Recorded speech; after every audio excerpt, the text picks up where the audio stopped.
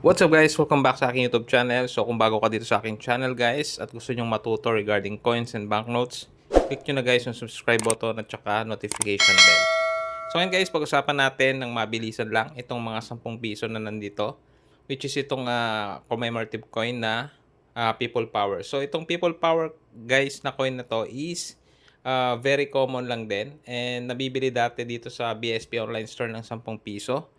And then yung iba nun, may packaging kasi yon at nire-resell ng iba ng around 30 pesos each. So, medyo hindi siya ganun ano guys, no? In demand or maraming bumibili ng mga ganito. So, marami rin kasing nagsi-circulate nito.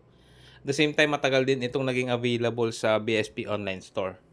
So, ito naman guys, mga bimetallic coins. So, ang hawak ko ay 2,000. So, medyo mahirap ding hanapin itong year 2000. Then, yung iba, binibili po ito ng around 100 to 150 pesos.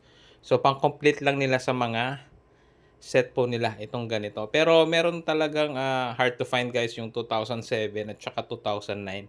Yan po yung hanapin ninyo na year sa mga gantong 10 piso. Kasi, yun po talaga yung mataas yung value. So, pagdating naman po sa value, depende po sa kanyang kondisyon.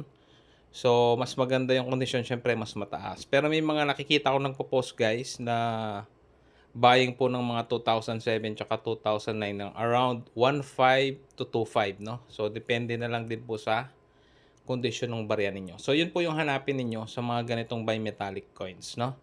Para at least, malaki yung kanyang value pagka ibinenta ninyo. Although, considered nga siya na hard to find. So, medyo mahirap talaga siyang hanapin, no? So, yun lang guys, no? Maikling video lang ito sa mga 10 piso. So, take note guys, 2007 tsaka 2009. Kung meron po kayo niyan, ay pwede nyo po akong i-PM or pwede po kayo mag-comment sa video na ito.